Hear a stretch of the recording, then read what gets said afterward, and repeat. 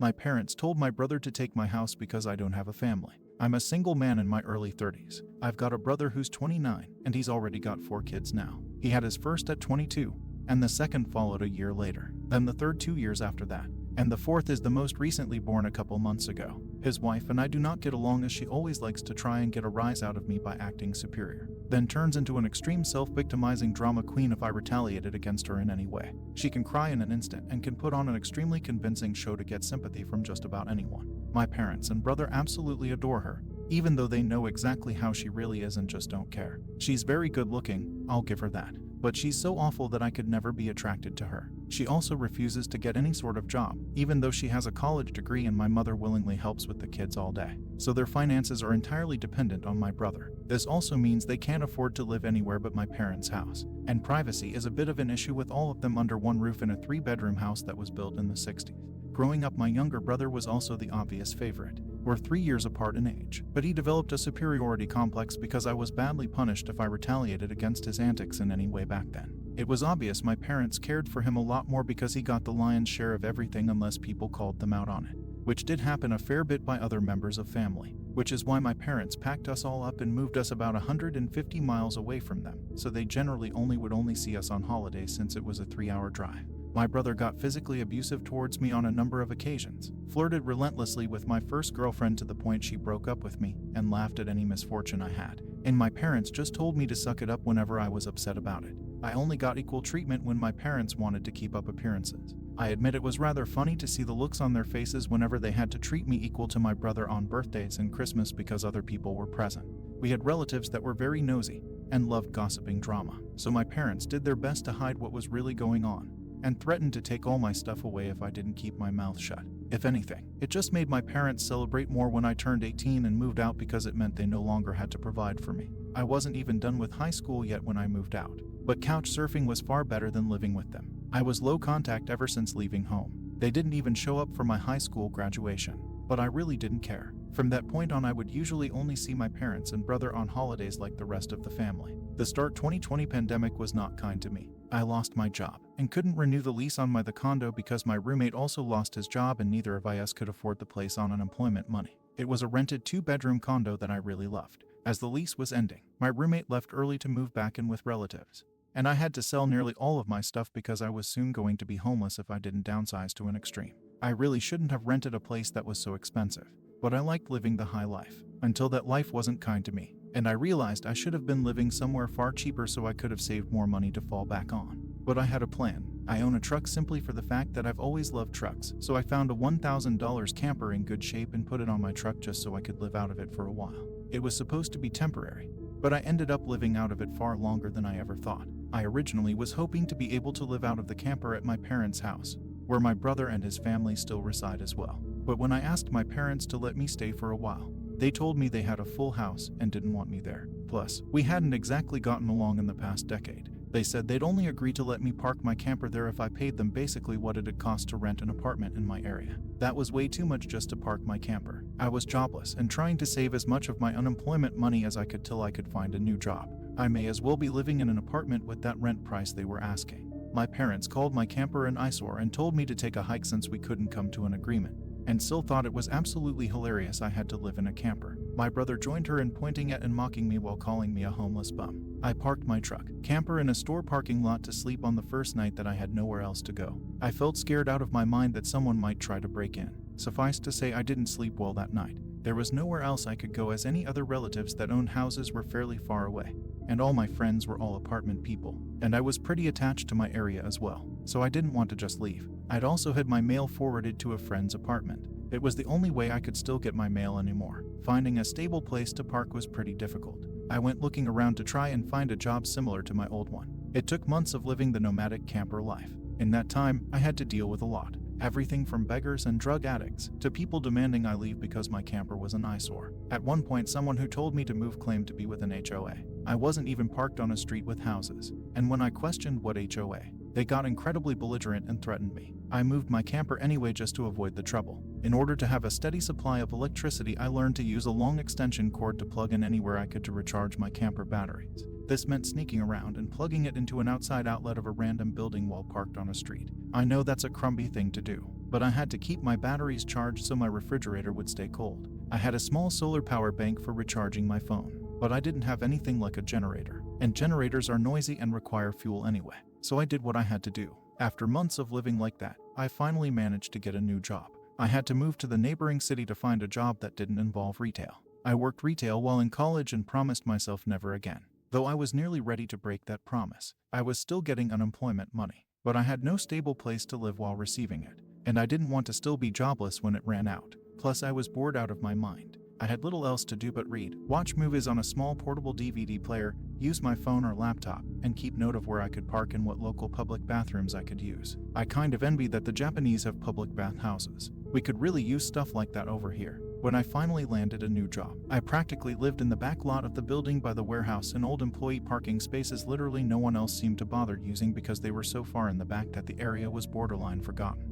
My boss, company owner, actually liked this arrangement because I was willingly available to take any shift I could get, so long as I had enough sleep. He even let me take the camper off my truck and set it up in one of the spaces so I could drive around without it. Not exactly sure if this was legal, but no one bothered us about it. The entire time I lived back there, I didn't have to deal with many trespassers. There were a few, but the security guards escorted them out. I was pretty much on call almost all the time when they needed me, and was working virtually every day of the week. My boss let me plug my camper into the building for power and water, and I paid a small amount of rent by working for free on Sundays when no one else was in the office but the janitor and security guard. Beyond that, I usually had to shower at a friend's apartment or at my local gym as the camper didn't have a shower in it and only a portable toilet. And I didn't want to fill it because emptying it is a nasty chore, so I used other bathrooms as often as I could. I had a key to the warehouse and could go in to use the bathroom there at any hour. I was even on a first-name basis with the night security guard. He's since become one of my closest friends. The camper was easy to heat in the winter with a small electric heater. Summers were not fun though. The camper didn't have AC, so I had to get a used portable air conditioner just to make it bearable. I made a lot of overtime pay and hands-on learned some new skills from other employees. Eventually, midway into this year, I landed a better position in the company as a supervisor and started making a better salary than my old job. That's when I decided I wanted a house. The scare I'd gotten from losing my condo made me realize I needed something much more stable for the long term. I looked around for something close to my work, and just 2 miles away found a 3-bedroom manufactured home on a small property. But I managed to get it for $10K less than the asking price somehow. I used nearly my entire savings for a down payment and got approved for a home loan. I finally didn't have to live in a camper anymore. There was enough space for me to back my truck in behind the house to take the camper off to set it up in the backyard. So I put it there as its own little building just in case I want to use it again. When I was fully settled in the house, I was dumb enough to brag about it on my book of faces. My family saw the post, and that's where this shit really starts. After a few weeks, my parents and brother along with his family came to visit completely unannounced to have a tour of my home. I didn't even give them my address, so how they found out where I live, I still don't know. None of my friends have fessed up, and no prior family members visited me before that, so I wonder if they stalked me at work and followed me home or something. It really wouldn't surprise me. Once I opened the door, they practically all shoved their way in like rambunctious tourists, then just started making themselves at home. They all kept poking around and Syl had this creepy smirk that she was repeatedly flashing me, and it was only later that I figured out why. And it made me madder than a bull on steroids that just got stung by a hornet. My parents were constantly talking about how I've got so much extra space now, and it's too much for someone like me who has no wife or kids. And my brother kept remarking about how there was more space than our parents' house, and my house was closer to his job too. Red flags all around, I know. Eventually, my brother asked me to speak privately. Everyone else suddenly left the room and piled out onto the front porch. That's what finally made me realize they'd planned something. My brother said the house was too much for me alone, and I should let him move in with his family because his wife is pregnant with kid number 4, and my house is much closer to his job. He pointed out that I already have the camper, so I could just live in that outside while they live in the main house. And I'd like to point out that Dan never once spoke of offering rent. Mind you, he's got a good job. He also started talking about how there would be changes, and even curfews, and that I couldn't just walk in at any time without prior notice. If it weren't my brother, I'd think the person I was talking to had lost their mind. But Dan lost his marbles long ago thanks to our parents treating him like he was the center of the world. I tried to speak, but he kept talking over me as if I had no say in the matter. There was no way in hell I'd rent my house or parts of my house to him. Other people maybe, just so I can pay the mortgage off more easily. But certainly not him or his nasty wife. I've heard of this exact kind of situation in videos online many times, and never once did I think I'd actually live it because I thought it so ludicrous. But my parents, brother and Syl do all fit the bill for a bunch of narcissistic entitled crazies. so I picked up my phone and set it to start recording, then just held on to it. Dan didn't even seem to care or notice that I'd done this, and just sat there with his arms waving around while talking about all the reasons of why he needed my house, then went from saying that to acting like it was a done deal and trying to reach out his hand to shake mine. That's when I finally showed my backbone and said hell no. And I said it loud enough that Dan stumbled backward for a second. I'd rarely ever raised my voice to him on that level because I was punished by our parents whenever I did. But this was my house, not theirs. My spine can be as shiny as it wants here. I stood up and then told him that my house was not up for grabs, and acting like I'll let him move in just because they want it won't make it happen. I bought my house for me, and it's not my fault he keeps having more kids and has to keep living with our parents because he can't afford to move out. Dan got as physically close to me as he could without actually touching me and said that I didn't deserve the house, and he needed a better place for his family to live. I laughed back in his face and said that was total bullshit because I worked hard to be able to buy my house. Of course I deserved it. Dan started yelling that I have no wife or kids, and I don't need all the space, so I may as well give it to him. I said I'm not giving him anything, and he never even offered to pay me rent. If I let him move in, I'd still be covering the entire mortgage on my own house without even being able to live in my own house. Then Dan told me that he shouldn't have to pay rent because his family comes first, and our parents said I was going to do this, and that I will. I yelled as if their word was law or something, and told Dan that they did not have the right or power to give my house to him. Then right one cue my parents and Sil barged back in through the front door and surrounded me to try and force me to agree. There was a lot of fighting. But to sum it up, from this point on I heard the line "just do it" for Dan way more times than I can remember. In the fight I told them all they don't have a say in my life or my house, and to get out before I called the cops. Sil screamed the loudest at me about how she was pregnant again, and I can't do this to her. I said I did nothing to her. She just assumed she could take from me like I would just allow it. I had no obligation to her or her family. Then I called her a stuck-up bitch who never had any respect for me. So I don't care what she thinks or how many kids she has. I have no sympathy for her. She won't be living in my house. Well, that made her angry enough to attack me. She got in one good hit on my face and tried to do more, but my brother held her back, kicking and screaming. She kept demanding he let her go so she could scratch my eyes out. The phone I was holding recorded pretty much everything, so I held it up and said I was going to call police if they didn't leave right away. My parents told Dan they were leaving. Then my mother said that I had a week to come to my senses. I told her I won't be, and to not come back. Then I told Sil that my phone recorded everything, and if she tries anything, I'll press charges for assault. She screamed at me and then stormed out loudly, crying with her face in her hands. My mother was the last one out the door and said that I better do this for Dan and Sil. I responded by telling her I won't be. Part 2 of the story. After I kicked my parents, brother and Sil out for trying to force me to hand over my new house to my brother, I immediately went to my social media and told the story to the whole family. It spread pretty fast, but you won't find it now because it all got deleted some time ago and I put my own profile on private.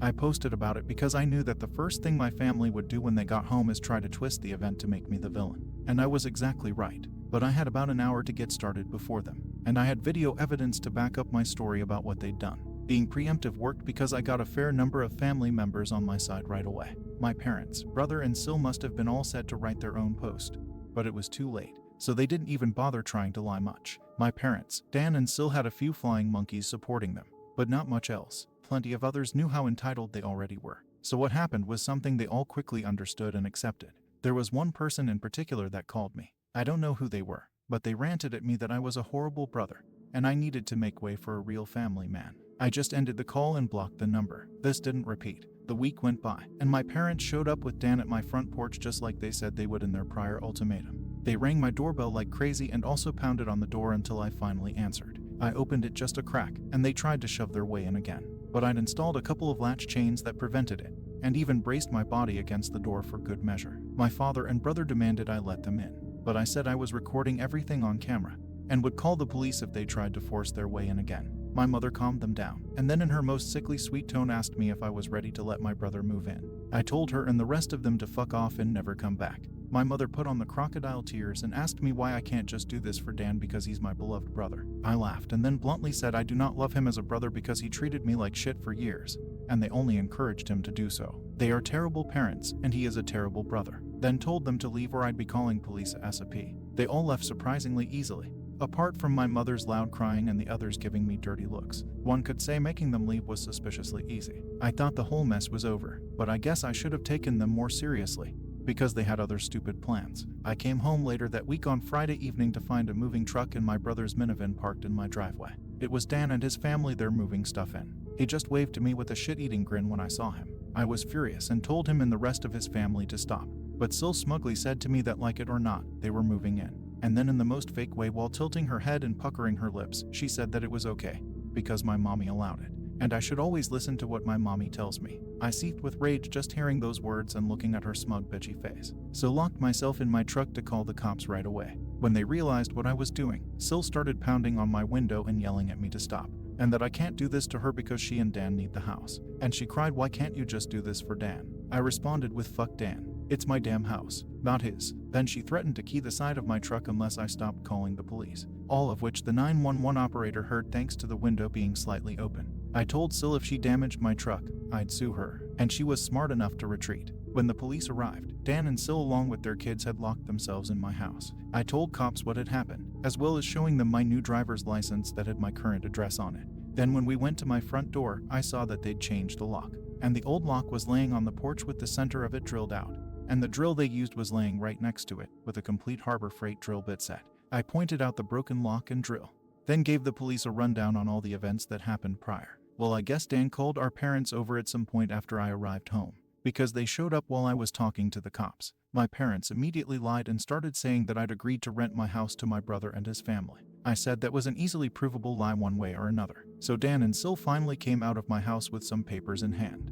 They both looked super smug, like they'd somehow outsmarted me. They'd actually drawn up and printed out a fake rental agreement, but my signature was not on it. There was one, but it looked nothing like my handwriting. I don't think any of them have ever actually seen my signature, so that was incredibly stupid on their part. I told my parents and Dan that was stupidly blatant fraud, and if the cops investigated, they'd easily figure that out, and I don't think going to jail and court would do them any good. It could even make Dan lose his job, which is his only means of providing for his family. I also said I would get a lawyer and sue for damages if anything of mine was lost, stolen or broken, and I'd call CPS too for good measure. Dan went white and looked really scared when I said all that, but my mother got between us and doubled down about how I should just do this for Dan and live in the damn camper so they can finally have a family home to themselves. I yelled at her that if she thought it was such a good idea, she could do it for Dan herself and let Dan have her house to himself instead. The cops separated my mother from me and I said I wanted them all out right now, or I'll press charges. I stated in a shout about how they drilled out my front door lock to break in. The lease papers were obvious fakes, they badly forged my signature, and I have recorded video of Sil attacking me. Those are felonies I could fuck over their lives with if I wanted. And if they didn't leave, that's exactly what I'd do. The only reason I hadn't already was for the sake of Dan's kids, so they have one chance to get the fuck out. The moment my parents heard that, I think it finally clicked that they could not force me to do it for Dan. My mother surrendered and said she'd put an end to this. Then she went over to Sil and spoke with her quietly for a minute while my father spoke to Dan. Sil instantly started loudly crying and ripping up the fake rental papers into tiny bits and tossing them like confetti, only to have an officer tell them to pick up the bits of paper or he'd cite them for littering. Both of the cops at this point had the "I don't get paid enough for this" looks on their faces. Dan had to start telling his kids to load their stuff back into the moving truck. The kids were all crying, and the eldest was sobbing that he won't get his own room now. Sil and Dan gathered their kids up to try and make one last pathetic attempt to guilt me with the sad family routine. I swear, I think they'd practiced it beforehand. All of the kids had the same pleading look with quivering mouths. Sil kept rubbing her pregnant belly and tilting her head to look like a sad puppy, and my brother just made the saddest face he possibly could and said, "Please don't do this. We need to be able to live here." But I didn't falter and told them to keep packing. All the kids and Sil turned the crying up to 11. And Dan yelled at me, "Are you satisfied with yourself? You've denied us a home because you're too selfish to share and help out family." I ended up laughing like a maniac and retorting that what he was trying to do was taking, not sharing. And no amount of crying will make me let his family move in because he's no brother of mine anymore. He's just an entitled prick who thinks he can take whatever he wants from me like when we were kids. Dan started F-bombing me until the cops told him to cool it or he'd be in cuffs regardless if I wanted to press charges. He sucked in his lips and looked a mix of afraid and supremely pissed off. I asked the cops if they could stick around until my parents, brother and Sil had all left, and they said they had no intention of going anywhere until this had been resolved. In fact, in the next few minutes 2 cops became 4 as more drove in for whatever reason. That gave my parents some extra incentive to get moving. I made Dan give me the keys to the new lock he'd put on my front door. He was really reluctant to hand them over. Then instead of handing them to me, he actually threw them down the street and into a storm drain while saying to go get them myself. But one of the cops scolded him for that and made him go get them. He had to pull the grate off just to get at them, and he got pretty dirty in the process. When he got the keys back, he just grumbled then slammed them down into my hand. I then told them all to leave and never come back. My mother said I'd be disowned for this, as if that were some kind of threat to me. and I voiced that to them. Then in an overly sarcastically I said something along the lines of, "Oh no. That means I won't get to come to any holidays with you guys where I always get treated like shit by you all anyway. Because Dan has always been your obvious favorite. You treated all me so badly when I was growing up that if Dan ever needs an organ donor, I wouldn't give him anything. So do like you always told me to do when I was mistreated by all of you, and suck it up." My parents were floored after I said all of that. And the quartet of cops were looking pretty judgmental at them as well. I tell you, if you want to put nasty parents like mine on the spot, confront them in front of cops, because they'll likely not try anything really stupid then. My mother just started crying and walking away. My father just stood there looking like he wanted to hit me. And Dan just held his kids in defeat. Oh, and Sil was off having a tantrum in my front lawn. Soon enough, they all formed a line handing out boxes and got their stuff out of my house. Nothing had been unpacked yet, so it all was taken out pretty quickly. But while doing it, my mother kept saying it wasn't too late, and I could still do it for Dan several times, each time trying to bargain more and more to try to make me change my mind. She said that Dan could pay me rent if I let them stay. And when that didn't work, she said I could move back in with them to let Dan rent my house so I wouldn't have to share the building. I told her to shut up and keep packing boxes because I don't want Dan or his family around.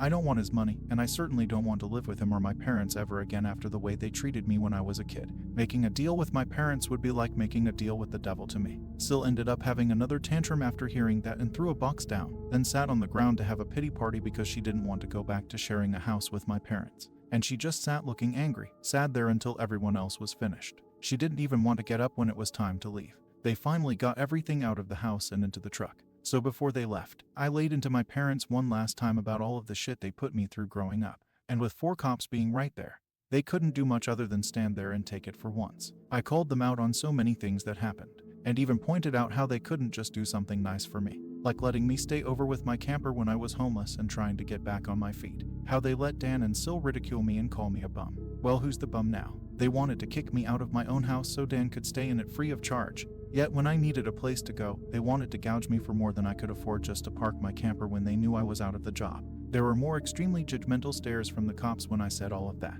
So I put my parents on the spot one more time and asked them what I ever did other than being born to deserve being treated so badly. Because when I finally have a bit of success in life, they want to snatch it away from me for their favorite child since they'd rather I give everything to Dan and have nothing for myself.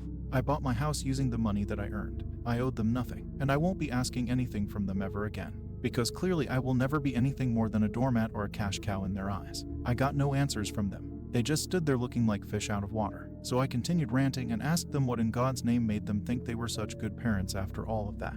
My father was beet red, but more from embarrassment than anger this time. And my mother was crying that she was a horrible person. I bluntly agreed that she is a horrible person. They all are, and I bet they'll go to hell for it too. They were shitty people, and they all knew it. But if I'd called them out on all this stuff in private instead of in public, they'd just get mad at me and still act like I'm in the wrong. They'd just kept up the denial for so long that it became a part of who they are. My mother buried her face in my father's jacket to cry, and my father looked more defeated than I've ever seen him. Dan and his family avoided me entirely as they finished putting everything back in the moving truck. I made sure nothing of mine was stolen. Not that I'd had a chance to get much furniture yet. They all got back in their vehicles, and Sil just stood staring at me with malice until my brother finally got her to drive the minivan home. And as soon as they were all gone, I got back online again and spilled the beans what happened. My parents were too embarrassed to even try and defend their actions this time. And while the family was somewhat split before this incident, it was now a landslide in my favor. Nearly all of the family has sided with me after this incident,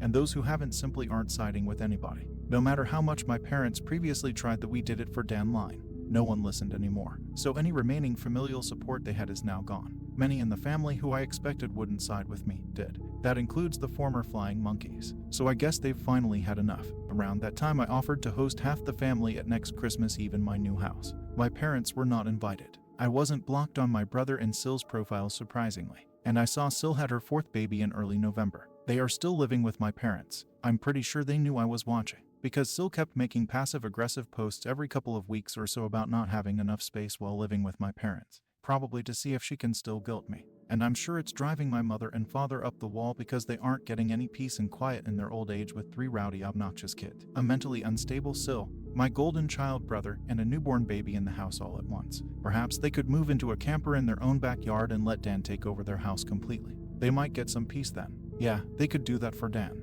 Part 3 of the story. For those who kept saying that I should have just gotten my brother and Sil arrested, that the only reason I didn't was because they are parents. Their kids need them, And if Dan was arrested, he'd likely lose his job. And without that, his family has no money. And Sil has an only months-old baby right now. Neither of them need to end up in jail. But you don't need jail for revenge. Police can help, yes, but I got payback without filing a police report. Would I be this merciful again? More than likely not. And they know it. I decided to wait on making an account and posting until after the new year, just in case more stuff happened. And it did. As previous readers know, my Sil was making passive-aggressive posts on social media that were obviously directed at me, especially after Sil had her fourth baby in November. She was posting the same repetitive nonsense over and over again. She just found semi-clever ways of rewording it, but she pretty much kept regurgitating that she was tired of living with my parents, that there isn't enough space, she needs her own house, blah blah blah. I know I sound dismissive, but live through what I have with these people and you'd be ready to sarcastically play tiny violins in front of them too. They're just that bad. And since I waited until January to make an account, more happened just like I thought. I stated before that I'd invited half the family for a Christmas Eve party at my house, and everyone I invited all came, even though it was a fairly long drive of around 3 to 4 hours for them. But they wanted to come and show me their support. I was praised by them a lot for how hard I'd worked to get a house on my own, and that they were sorry for everything I'd went through. I was asked why I didn't just take my camper and drive the 3 hours back to them, instead of living pretty much homeless for so long. And I had to sheepishly admit that I was very attached to living around here, and I had my best employment opportunities in this area. My hometown doesn't have a lot of great job opportunities in my field, if any at all, and I wanted to make my own way as much as I could. In answer, they overall accepted. We moved on to having a rather nice party, the best I'd been in years. Some relatives even brought CDs of great Christmas albums, and I have to say, the one my uncle brought of Ray Charles was my favorite. He sings Christmas songs like no one else I've heard. It was a grand and happy time. I felt like for once I could just forget my past issues and enjoy the moment. But I wouldn't be writing this if it had stayed that way. About 2 hours into the party, you know who showed up. My parents, brother and Sil popped in trying to look all smiles. They didn't even knock, just walked right in my front door like they were meant to be there. I shut off the music and told them to leave immediately. They begged to stay and said they brought gifts. One of my uncles stood up and yelled at them before I got another chance to speak, and he said they don't deserve to be in my home, or my life after the shit they tried to pull months earlier. And he was backed up by several other relatives. Mind you, this guy is my mother's brother, and he used to love her to pieces until he found out about the shit that went on between me and my parents. My grandparents, as old as they are, hurriedly got in between us and said to my parents that if they want to make amends with me, it's far too soon. And they've never been more disappointed in them than they were this past year. They'd hidden their favoritism for my brother from prying eyes for a long time. But no one was fooled anymore, and they needed to make a serious effort to try and actually treat me like a son if they ever wanted to be in my life again. Then they turned to Dan and Sil, and said they've seen the repetitive nonsense Sil keeps posting about. They're tired of it, and to just let it go already. My house will not become their new home. Sil went back to her old standard of crying, and had a pity party about how she should be the one living here, and not me. She plopped down in a chair to have a tantrum and say it wasn't fair I got this house to myself when I have no family of my own, and she has 4 kids that need more space, and she just wanted a better place to live in and feel like a real mom. It was petty of me, but I loudly pointed out that she sucks as a mother because she lets my mother do most of the parenting while she sits on her butt all day drinking, playing on her phone, or going out and spending all of Dan's money, and she has the nerve to complain about it. I even joked that I'm surprised her baby doesn't get drunk from her breast milk since she drinks so much booze, which I admit went a bit too far as I got some stares, and still demanded to know if I was calling her a bad mom. I said the evidence speaks for itself, and if she wanted to be able to afford to move out of my parents' house someday, then she needs to put her college degree to some use, get a job, and learn to save money. My mother already does most of the child care for my brother's kids anyway, so she'd have plenty of time after her baby gets a little older. My brother's eldest kid, who's 7 years old, ran up to start kicking and screaming at me for yelling at his mom. And he kept at me about how his mom said that I was the bad guy who made her cry and didn't let them live here. That's when my brother grabbed his son to pull him away. But all the other relatives jumped back in, and this sort of turned into a family intervention against my Sil and brother. She was crying, her new baby was crying, her kids were crying. Hell, even Dan was very nearly in tears from the verbal lashing he was being assaulted with. He ended up just sitting on the ottoman I keep shoesing by the front door and looking like a complete wreck. He couldn't look anyone in the eye, he couldn't even say 2 words to me. Not with a whole house filled with angry people ready to judge him if he tried to let out his inner golden child again. If they weren't there to get in his way, I'd bet this would have ended up a repeat of when he tried to order me around to try and take my house months earlier. By this point, though, he'd been so thoroughly humiliated that his and my parents' reputation in the family was completely destroyed because the masks were all now off now. Soon after, my parents, brother and Sil all left in defeat. The party resumed and we all avoided speaking of what just happened for the rest of the evening. Since most of the adults had been drinking, Everyone stayed the night in my house. I even let some of them sleep in the camper so there'd be enough space. I admit, it also makes a good guest house. My relatives all wanted a tour of it earlier as well, and they said they couldn't believe I'd been living in it for around 2 years. I got a lot of questions about it, like what summer and winter was like, and so on. I was up earlier than everyone else Christmas morning, and had a fresh pot of coffee and some ibuprofen for those spiked eggnog hangovers a few of them had. I was complimented on being a way nicer host than my parents ever were, and we all agreed to do this again next Christmas. After Christmas, Sil did finally stop making posts that were obvious digs at me, and deleted all of the old ones as well. But shortly after the new year, she more recently made a new post complaining about how she'd tried to convince my parents to get a camper like I did, so it could be set up in the backyard so Dan and his family could use the whole house as their family home. Well, a taste of one's own medicine is never fun, because my parents turned that idea down vehemently. I hear no one is going to push them out of their own home, let alone their master bedroom. The post was only up for a couple of days before Sil removed it, and she has hardly posted anything since then. She loves to complain, but if a tree falls and no one is around to hear it, can it still complain? Sil, I guess, has realized there's no point in doing it when no one hears her anymore, and Dan can't afford to move his family out on his salary alone anytime soon.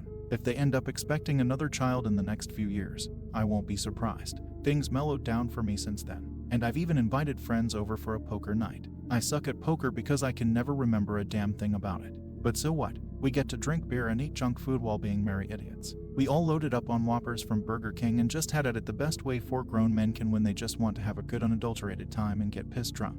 I think maybe around summer I'll look into possibly dating someone. I'm not exactly getting younger here. Fingers crossed that goes well. My camper just sits idle in my yard now, and I admit, there were some days I went out there just to spend time in it. I did live in it for 2 years. It's like my second home, and maybe one day I'll actually get to use it for camping, like it was meant to be.